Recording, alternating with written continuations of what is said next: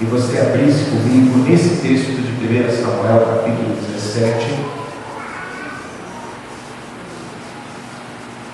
1 Samuel, capítulo 17.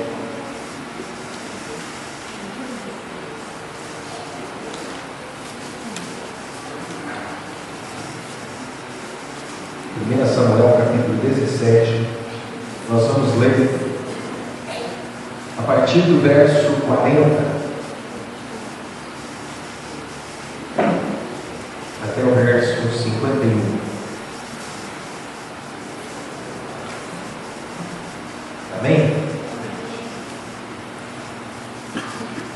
E em seguida pegou o seu cajado, escolheu no riacho 5 pedras lisas, colocou-as na bolsa, isto é, no alforje de pastor, e com sua tiradeira na mão, aproximou-se do filisteu.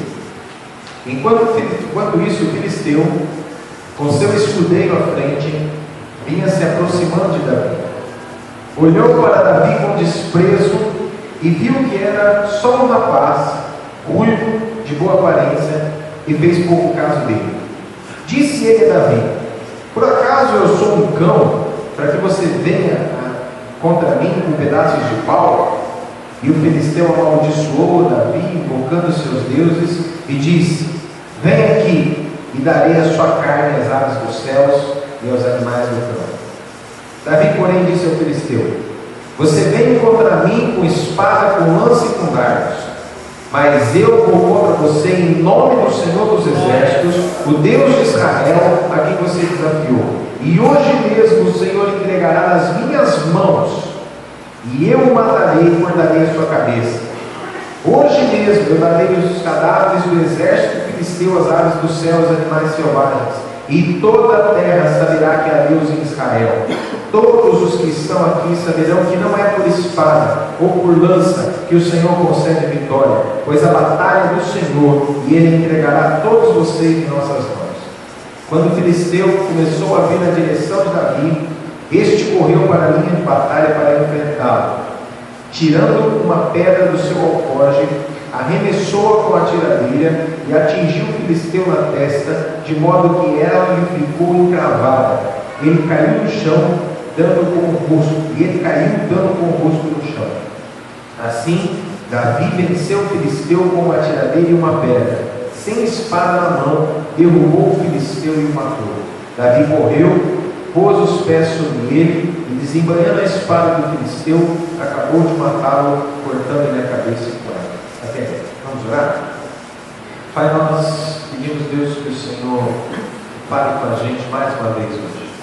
Pedimos que o Teu Espírito Santo, que sonda o nosso coração e conhece o nosso entendimento, possa agora, Senhor, tomar ciência da nossa vida e vai falar com a gente. Que o nosso coração seja uma terra fértil para a semente da Tua palavra, e que em nome de Jesus a gente possa sair daqui muito melhor do que nós entramos, Senhor. Fala conosco, nós precisamos ouvir a Tua voz, em nome de Jesus. Amém. Amém? Glória a Deus. Se você está anotando, você pode escrever esse tema: enfrentando os seus gigantes. Enfrentando os seus gigantes. Qual é o gigante que tem assolado a sua vida? Qual é o gigante que tem vindo contra você constantemente? E você muitas vezes fica até mesmo paralisado com medo, fica sem reação, sem ação. Quais são os gigantes? Pode ser o desemprego, pode ser o abandono. O gigante pode ter sido um abuso sexual na infância, uma depressão, conta sem fim, uma pornografia, uma carreira, um erro, ou um futuro obscuro. Os gigantes podem ser tudo isso. E eu quero começar hoje uma série de sermões sobre enfrentando os seus gigantes. Vão ser 4 sermões. Nós vamos começar hoje. Semana que vem nós não teremos, o pastor Gustavo vai estar aqui. Aí na outra semana nós retomamos com esse mesmo tema, enfrentando os seus gigantes. Por quê? Porque nós queremos apontar as respostas de Deus para as verdadeiras lutas da nossa vida. Na verdade, esse título é só metade. É só metade da batalha. Porque nós temos que enfrentar o gigante. A gente tem que não fugir, não se encolher de medo. Então é o ponto de partida para a nossa vitória. E é interessante que o ponto de partida bíblico, óbvio aqui, é a história de um menino, de um moço de 17 anos e meio, e sua batalha com um gigante, com um homem que era muito grande. Então eu quero dar a você 4 coisas que você precisa saber na sua batalha contra os gigantes. Eu tenho certeza que você já identificou o seu gigante, você já sabe qual é o seu gigante. Talvez não seja um só, talvez seja um exército de gigantes na sua frente, um monte de Golias que está na sua frente, você não sabe por qual você começa. Mas, em nome de Jesus, você vai enfrentá-los, e eu quero dizer que em nome de Jesus você vai vencê-los. Amém? Então diga para a pessoa que está ao seu lado assim: enfrente seus gigantes, não tenha medo, porque a vitória é sua. Amém? Aleluia. Olha só que coisa interessante. Primeira coisa que você precisa saber: as probabilidades estão contra você. No reino de Deus, as probabilidades, elas são muito diferentes do que a gente imagina. Por exemplo, um belo dia, tinha um exército instalado contra o povo de Israel, e você sabe que esses exércitos eles iam para destruir toda a terra. E aí o Senhor chama um homem chamado Gideão. E Gideão, diz a Bíblia, que ele estava na eira malhando trigo. O que é? A eira não é um lugar de malhar trigo. A eira é um lugar onde a gente produz vinho. Ele estava lá produzindo, no lugar de produzir vinho, que era um buraco, né, de cimento, certo? Que as uvas eram colocadas, as pessoas iam pisando nas uvas e ia saindo o caldo lá embaixo. Ele estava lá dentro do buraco, fazendo o quê? Malhando trigo. Por quê? Ele estava com medo do exército inimigo. E aí o Senhor chama ele e fala assim: Gideão, eu quero que você saia da onde você está e você vai libertar o meu povo. Ele fala: mas eu, Senhor, eu sou o menor da casa do meu pai, ou seja, eu sou o caçula. A minha tribo é a menor de Israel. Eu vou lá derrotar o exército inimigo? O Senhor fala: vai. E aí ele faz algumas provas com o Senhor e acaba indo. Mas o mais interessante da história é que o Senhor chama, eles fazem uma convocação nacional para todos os homens irem. E aparecem 36 mil homens. E aí o Senhor chega para Gideão e fala assim: Gideão é gente demais. Aí o Senhor fala, Gideão deve ter botado a mão na cabeça e fala assim: não, Deus, o Senhor está louco. São 120 mil do exército inimigo, nós temos 36 mil. Há uma defasagem aí de considerável. Nós temos 3 vezes menos gente do que o povo de lá. E o Senhor vai falar que tem gente demais? Chega para o povo e diz assim: quem está com medo e for covarde, vai embora. E ele então foi e disse: olha, quem está com medo e é covarde, pode ir embora. Sabe quantos foram? 26 mil. Sobraram 10. O Senhor vira para Gideão e fala assim: Gideão é gente demais.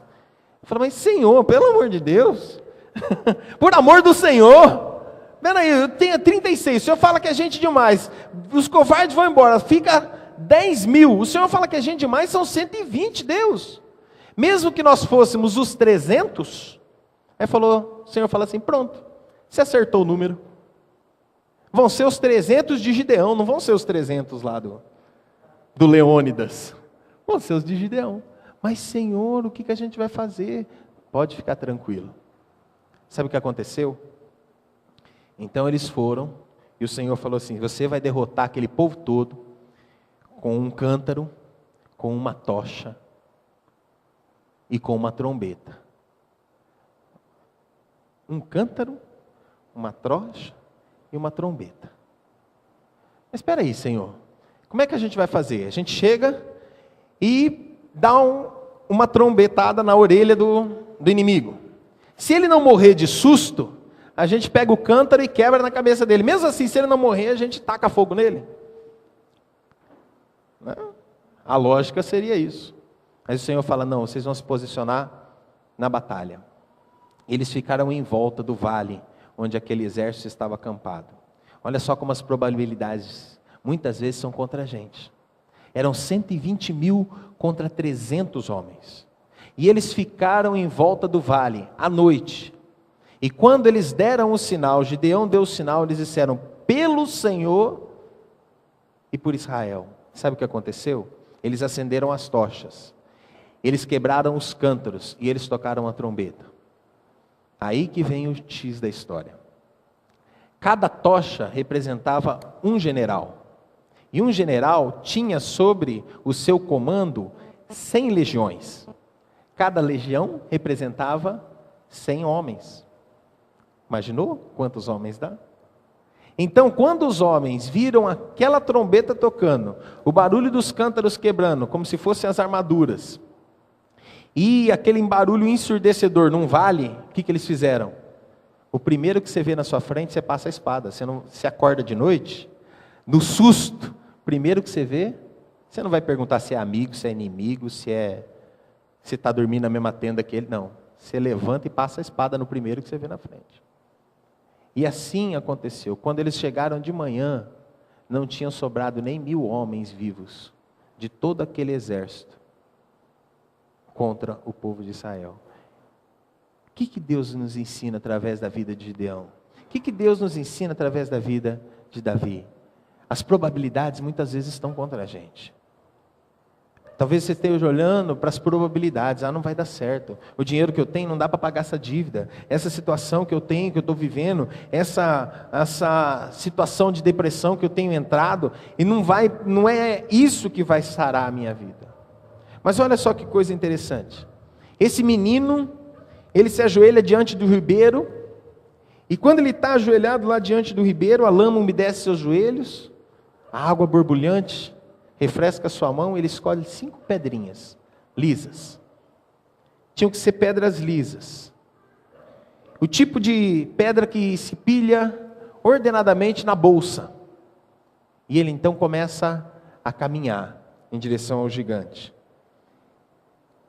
E ele então olha em direção àquele gigante, e aquele gigante começa a blasfemar contra ele. E o interessante é que, quando ele vai para a batalha, diz a palavra do Senhor, que ele vai correndo contra o gigante. Eu fiquei impactado com isso. Davi, além de enfrentar Golias, ele vai correndo para a linha de batalha. Ele não fica esperando Golias vir. E olha que interessante, Golias se elevava acima do urso, se elevava acima do leão, que Davi tinha matado. Ele tinha quase 3 metros de altura, 2,94 metros, 6 côvados e 1 palmo. 2,94 metros de altura. Outra coisa interessante, a Bíblia diz que ele tinha um escudeiro. Ou seja, uma pessoa só para segurar o escudo dele.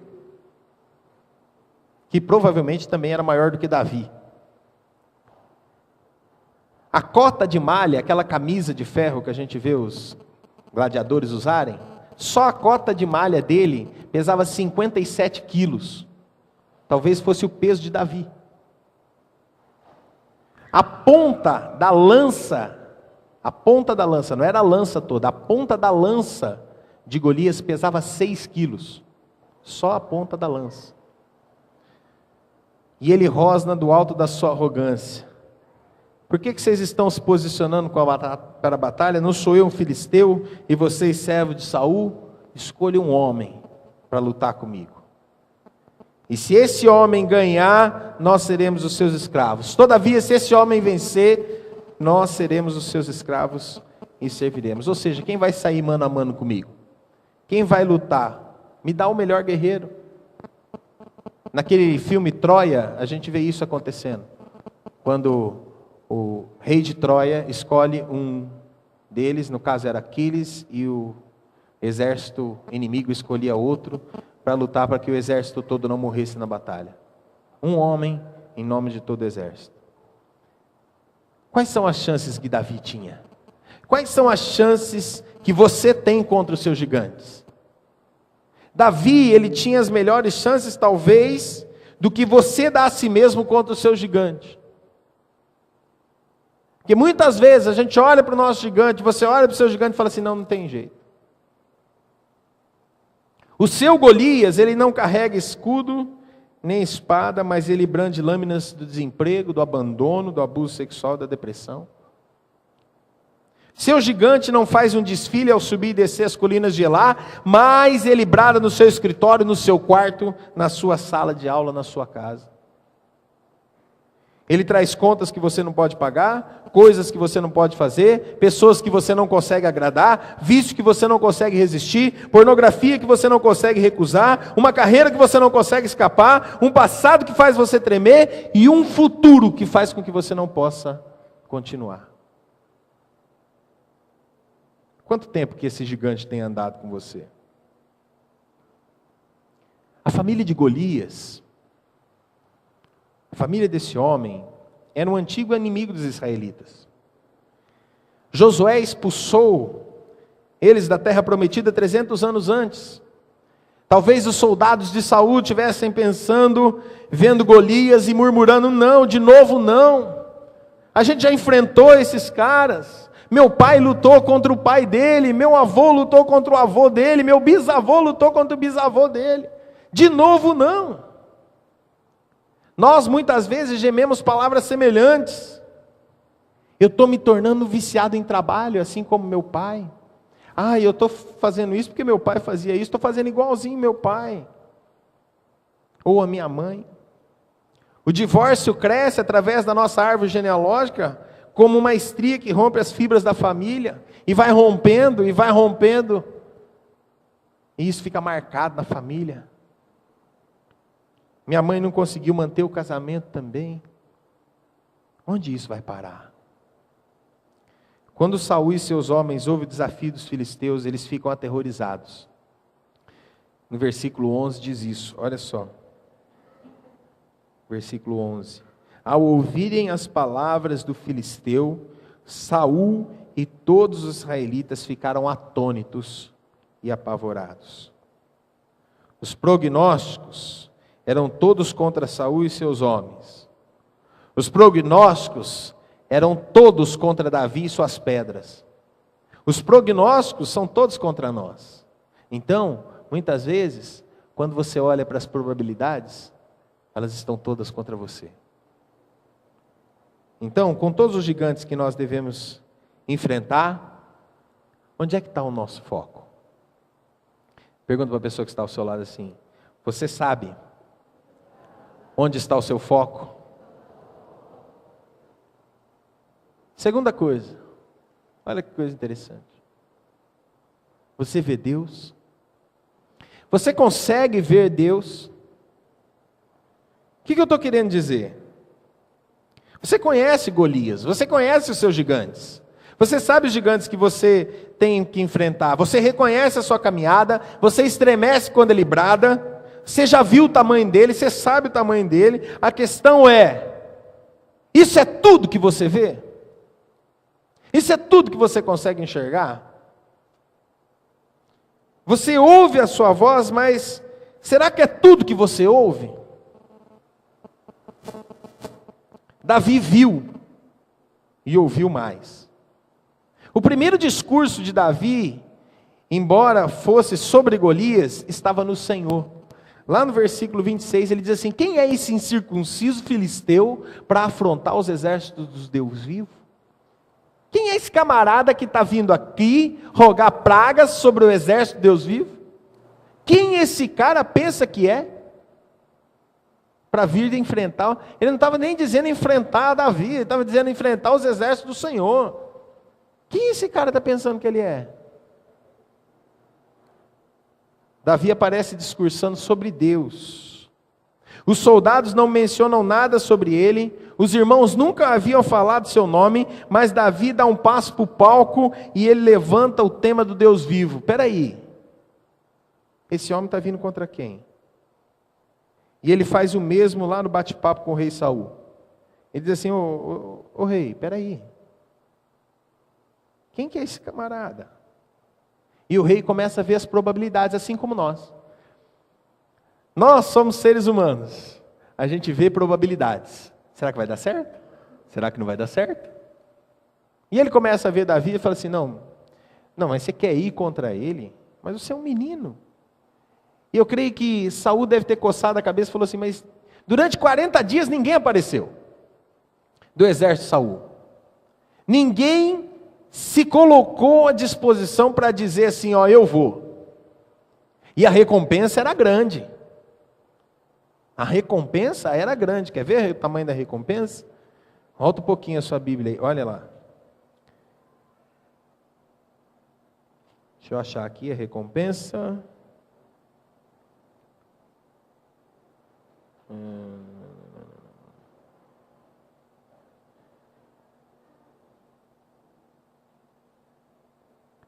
Versículo 25. Vocês viram aquele homem? Ele veio desafiar Israel. O rei dará grandes riquezas a quem vencer. Também lhe dará sua filha em casamento e isentará de impostos em Israel a família do seu pai. Já imaginou? Muitas riquezas, a mão da princesa. Você viu o tamanho do Golias, né? Você vai ter que enfrentar, né, gente? A mão da princesa, que mais?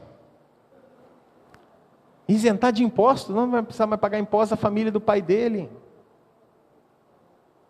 Que coisa interessante. E ele fala assim, opa, é tudo isso, é tudo isso.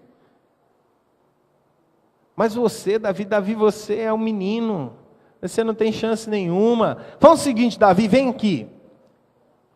Vamos colocar a sua armadura, a minha armadura sobre você. Já que não tem jeito de demover você da sua ideia mesmo, vamos colocar a minha armadura sobre você. E coloca ele, a Saul coloca a armadura dele sobre Davi. E Davi tenta andar com aquele negócio e fala assim, não dá, eu não posso lutar com isso. Ele arranca tudo. E fica com a roupa de pastor que ele estava. Por isso que Golias diz assim, eu sou por acaso um cão para você vir contra mim, com paus e pedras? As probabilidades eram todas contra ele. Mas só que o que ele viu? Apenas um anúncio sobre Deus. O Senhor que me livrou das garras do leão e do urso, Ele me livrará das mãos desse filisteu. Golias tinha 3 metros de altura, mas Davi é maior. Maior em Deus. Ele vê o gigante e ele se lembra, Deus é mais, Deus é maior. E se você observar o grito de guerra de Davi, ele diz assim, você vem contra mim com espada, com lança e com dardo, mas eu vou contra você em nome do Senhor dos Exércitos, o Deus dos Exércitos de Israel, a quem você tem afrontado. Ou seja, você não está me afrontando, você não está afrontando esses homens, você está afrontando o Deus desse exército. E aí a coisa é mais embaixo. Davi vê os exércitos de Deus, e o que ele faz? Quando o filisteu começou a caminhar na direção de Davi, este corre depressa em direção à linha da batalha para enfrentá-lo. Ele corre. Terceiro lugar, terceira coisa que você precisa saber. A batalha é do Senhor. Diga para a pessoa que está ao seu lado assim, a batalha não é sua. A batalha é de Deus. Amém?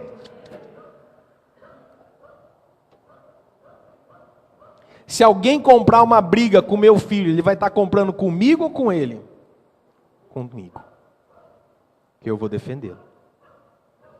Se comprar uma briga com a minha filha, vai estar comprando comigo ou com ela? Comigo. Porque eu vou defendê-la. Se alguém comprar uma briga contra você, vai estar comprando com quem? Com seu pai. Quem que é seu pai? Acabou. Espírito Santo encaixou aí? Ele vai estar comprando uma briga com o seu Pai eterno. Porque você é filho de Deus. Você tem o Espírito Santo na sua vida. Talvez os irmãos de Davi tivessem coberto os olhos, baixado a cabeça e falado, não. Por medo de ver o irmão morto, por vergonha, por constrangimento. Saul suspira já imaginando a escravidão que ele ia ter que enfrentar junto com os seus soldados. Mas o que Golias faz? Golias, no alto da sua arrogância, ele joga a cabeça para trás dando uma gargalhada. E quando ele faz esse movimento, Davi vê justamente o alvo. É ali que eu tenho que acertar. E o único som que você ouve no vale é a funda girando.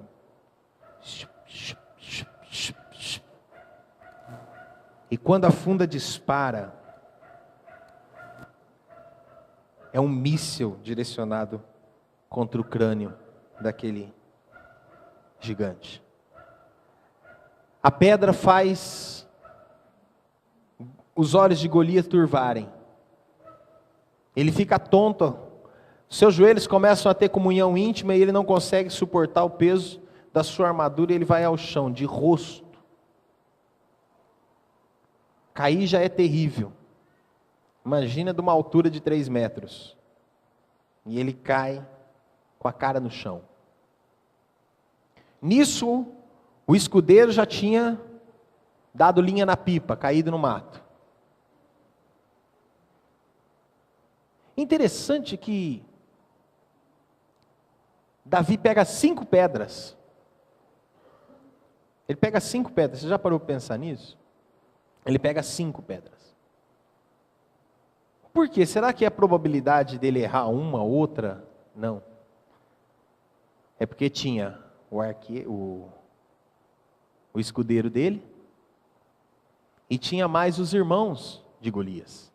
Um deles é mencionado na Bíblia, chamado Laque. Se eles vierem para defender o irmão, tem mais pedras esperando por eles. Uma pedra era suficiente. Porque uma, na mão de Deus, se torna 100%. Você pode dizer que Davi sabia como chegar na cabeça do gigante. Será que você pode dizer o mesmo? Será que você pode dizer assim, eu sei o que eu tenho que fazer para vencer o gigante? Qual foi a última vez que você fez o mesmo? Qual foi a última vez que você correu em direção ao seu gigante? A gente tem a tendência de recuar. Você e eu, nosso coração ele se inclina para o recuo. E a gente acaba recuando, a gente se esconde atrás de alguma coisa, uma mesa de trabalho. A gente se esconde atrás de uma tela de televisão, a gente se esconde no leito de amor proibido. E tenta buscar satisfação nessas coisas. Por um momento, um dia ou um ano, a gente se sente seguro, se sente isolado, se sente anestesiado, mas o trabalho acaba, a bebida some, o amante desaparece, e novamente a gente ouve Golias crescendo, bombástico, urrando. Eu quero que você tente um rumo diferente. Enfrente o seu gigante com uma alma saturada de Deus, encharcada do Espírito Santo. Ao invés de você recuar, agora você vai entrar no íntimo do seu quarto. E lá no íntimo do seu quarto você vai começar a buscar o Senhor. Você vai se ajoelhar diante do Pai e vai começar a buscá-lo. Amplifique Deus e minimize Golias. Faça o download de alguns arquivos de determinação lá do céu. Gigante do divórcio, você não vai entrar na minha casa. Gigante da depressão, pode levar uma vida inteira, mas eu vou vencer você. Gigante do álcool, da intolerância, do abuso infantil, da insegurança, você vai cair. Porque a minha alma está saturada de Deus. E quando você se satura de Deus, meu irmão, aquilo que parecia gigante antes, se torna tão pequeno. Tão pequeno. Depois que você vem, você fala assim, mas como é que eu fui ter medo disso? Quanto tempo faz que você carregou a sua funda e atirou contra o seu gigante? A gente pode ler a história de Davi e saber o que Deus viu nele. O que Deus viu nesse camarada? O sujeito ficou tão parado quanto frequentemente foi. Ele tropeçou tantas quantas vezes ele conquistou. Ele desafiou Golias, mas ele cobiçou Batseba. Ele desafiou os escarnecedores lá no vale, mas depois juntou a eles no deserto. Um exemplo num dia, amigo da máfia no outro. Ele podia conduzir exércitos, mas ele não podia conduzir a sua própria família. Furioso Davi chorão, sanguinário, 8 mulheres, um Deus. Atos 13, 22 diz que Davi era um homem segundo o coração de Deus. E eu fico parando e perguntando, mas como é que esse homem pode ser segundo o coração de Deus? E aí me faz lembrar o seguinte, como Deus vê esse camarada, há esperança para qualquer um de nós. Se Deus olhou esse cara e viu ele como um coração segundo o coração dele, eu falo, Deus, eu posso ser um homem segundo o seu coração.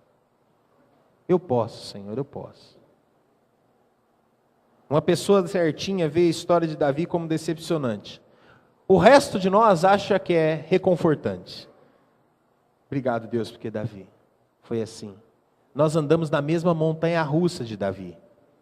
Mesmo sobe e desce. Nós alternamos entre bons momentos e maus momentos. Tem dia que a gente enfrenta tudo, enfrenta o diabo, dá um chute no diabo, mas tem dia que a gente quer se esconder debaixo da nossa cama. Nos bons momentos de Davi, ninguém foi melhor que ele. Agora, nos maus momentos, alguém podia ser pior do que ele? O coração que Deus amava era uma incógnita. Sabe, é por isso que nós precisamos da história de Davi. Porque nem mesmo a gente se entende. É só o Espírito Santo para entender a gente. E é por isso que a gente depende de Deus. Mais do que qualquer outra coisa na nossa vida. Os gigantes se escondem na nossa vida. Rejeição, fracasso, vingança. Remorso, são gigantes, mas a gente deve enfrentá-los, sabe por quê? Porque a batalha não é nossa, a batalha é do Senhor. Se este gigante comprou briga com você, na verdade ele comprou briga com o Senhor. A batalha é do Senhor, a batalha é do Senhor. Então concentre-se em Deus em primeiro lugar. A experiência fez com que Davi matasse um leão e um urso. E essa experiência que ele adquiriu foi capaz de levá-lo a enfrentar Golias. E em quarto e último lugar, quarta coisa que você precisa saber: concentre-se em Deus, não nos gigantes. Diga para a pessoa que está ao seu lado assim: meu irmão, concentre-se em Deus e não nos seus gigantes. Amém? Davi fez 2 observações sobre Golias em 1 Samuel 17. São 2 declarações que ele dá a Saul sobre Golias. Ele diz assim: quem é esse incircunciso filisteu para afrontar os exércitos de Deus vivo? E depois no versículo 36 ele diz assim: teu servo pôde matar um leão e um urso. Esse filisteu incircunciso será como um deles, pois desafiou os exércitos do Deus vivo. Isso é o que é? 2 comentários sobre Golias relacionados e sem perguntas. Ele não perguntou a altura de Golias. Ele não perguntou quanto que pesava a lança ou a cota de malha. Ele não perguntou se Golias tinha um escudeiro, se ele era versado na batalha, o que ele fazia. Ele pode ser um ninja. Ele pode ser um guerreiro que, daqueles antigos que lutava só com espada. Não interessa, eu não quero saber. Esse homem tem afrontado os exércitos de Deus vivo. Faz 40 dias que ele está vindo aqui, faz 40 dias que ele está gritando contra o exército do Senhor, e ele vai cair. Não interessa o tamanho dele. Não interessa se ele é bom. Não interessa se ele tem lutado nas batalhas mais tempo do que eu tenho de vida. Não me interessa. Ele tem afrontado os exércitos do Deus vivo. Não há dúvida sobre a habilidade de Golias. Não há dúvida sobre a sua idade, sua posição social, o seu QI. Mas Davi não pergunta nada sobre o peso da espada. Davi não pergunta nada sobre o tamanho da lança. Sabe por quê? A atenção dele é Deus. Ele está focado em Deus. Ao lermos as palavras de Davi, novamente, se você ler, você vai contar 9 referências ao Senhor. E ele faz 2 menções sobre Golias. São 9 sobre o Senhor e 2 sobre Golias. O foco dele estava em quem? Estava em Deus. Não estava em Golias. Como é que essa proporção se compara com a sua? 9-2. Vamos tirar um, vamos deixar um de lambuja. 8-2. Como é que essa comparação se faz com a sua? Essa proporção se compara com a sua? Você reflete sobre a graça de Deus 4 vezes mais do que você reflete sobre culpa? Você consegue listar as suas bênçãos 4 vezes mais do que você lista as suas reclamações? A sua lista de bênçãos é 4 vezes maior do que as suas listas de reclamações? O arquivo mental de esperança que você tem é 4 vezes mais espesso do que seu arquivo mental de medo? Você está 4 vezes mais propenso a descrever a força do Deus que você serve do que as demandas que você tem no dia a dia? Como é que está o seu coração? Você fala 4 vezes mais de Deus do que você fala do gigante? Será que você consegue ver isso? Muitas vezes o problema não está no gigante. O problema está em você mesmo. Você não tem confiança em você mesmo. Você não sabe o Deus que você serve. O Espírito Santo que habita dentro de você, você não consegue fazer com que esse Espírito Santo que está aqui dentro de você, ele se revele de uma forma tremenda na sua vida. Você não consegue romper. E aí, um problema desse tamanho, que você venceria facilmente, se torna um gigante, se torna um Golias. Porque a depressão te leva para baixo. Ela faz com que você olhe as coisas de baixo para cima. Você não consegue olhar as coisas de cima para baixo.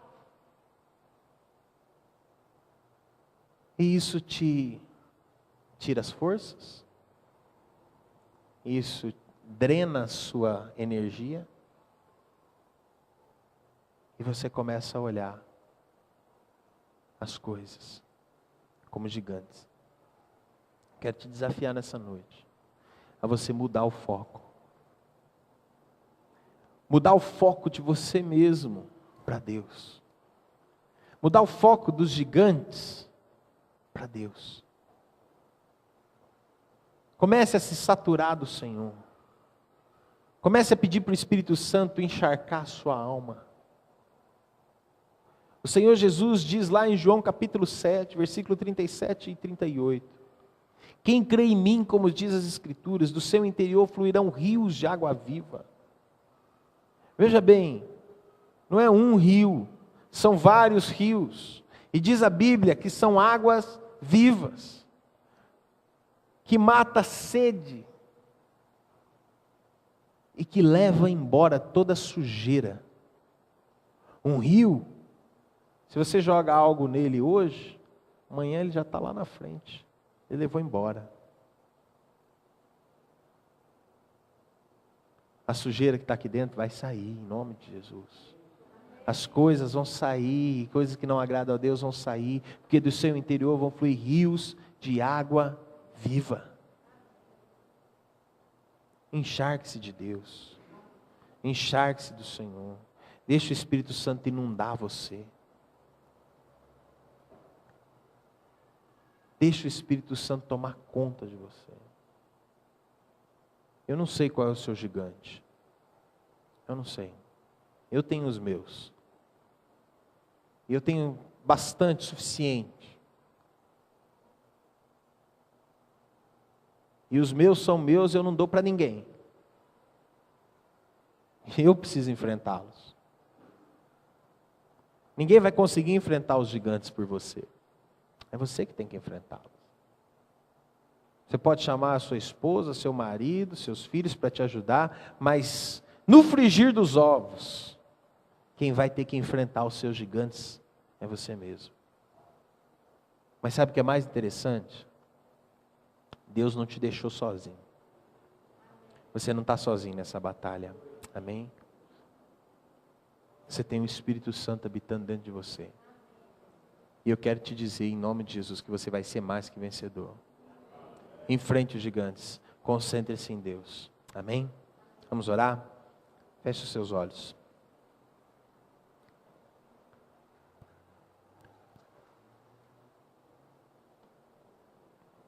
Eu queria que você falasse com o Pai agora.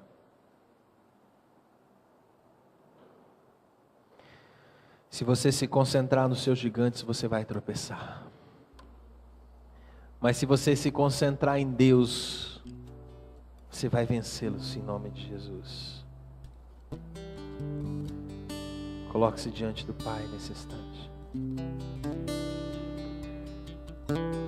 Quais são os gigantes que têm assolado você?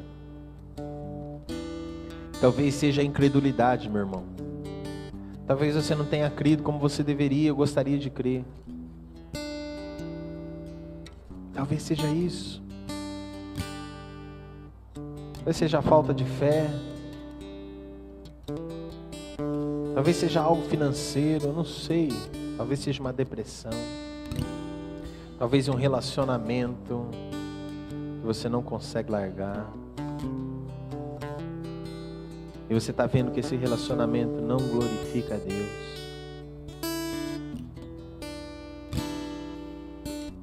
Talvez o seu casamento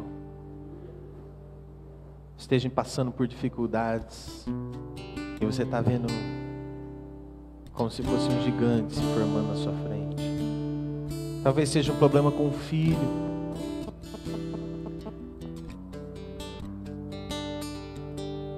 Eu não sei o seu gigante, eu não sei o tamanho dele. Mas uma coisa eu sei. Como diz o apóstolo Paulo, uma coisa eu sei. Eu sei em quem eu tenho crido. E estou bem certo que é poderoso. Ele é poderoso, querido. Ele é poderoso. Ele é poderoso. Eu queria que você colocasse esse gigante diante de Deus agora. Se você quiser ficar em pé, coloque esse gigante diante de Deus. Coloque esse gigante diante dele agora.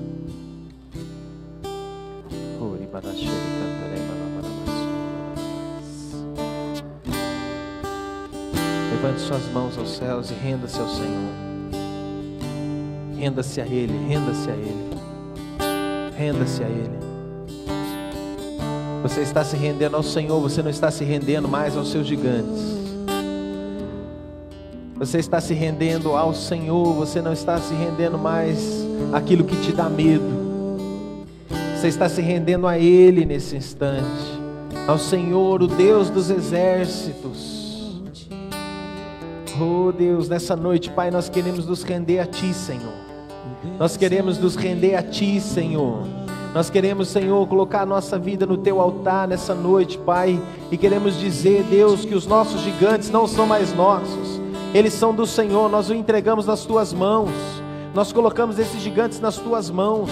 Pai, nós temos a certeza de que o Senhor vai agir por nós, porque como diz a Tua palavra, a vitória não é nossa, a vitória vem do Senhor, a batalha não é nossa, a batalha é do Senhor. Pai, a Ti pertence a batalha, a Ti pertence a vitória, a Ti pertence todas as coisas, Senhor, e é por isso que nós cremos agora, que esse gigante está caindo por terra, que essa luta está sendo colocada por terra, que esse gigante vai cair de cara no chão. Nós cremos nessa palavra, Senhor. Nos encharca com a Tua presença, nos encharca com o Teu poder, nos encharca com o Teu Espírito, Senhor, para que quando nós formos, Deus, enfrentar esses gigantes novamente, na hora que eles se levantarem, Pai, nós teremos força suficiente para dizer: aqui não, aqui reina o Senhor, aqui na minha vida reina o Senhor. Ele é o Deus da minha vida, Ele é o Senhor dos exércitos, Ele é o Deus que habita na minha vida, e Ele é o Deus que me dá a vitória, e a vitória pertence ao Senhor, a vitória pertence aos Teus filhos, Deus, e nós somos os Teus filhos. Obrigado, Deus, obrigado pela vitória que vem do Senhor, obrigado porque o Senhor olha para nós com olhos de misericórdia, e o Senhor olha para nós, Deus, como vencedores. Nós Te louvamos, Pai, nós Te exaltamos, Senhor. Aleluia, aleluia, aleluia. Glória a Teu nome, Jesus. Aleluia. Diga assim para a pessoa que está ao seu lado: o gigante já caiu. Receba a vitória em nome de Jesus. Amém.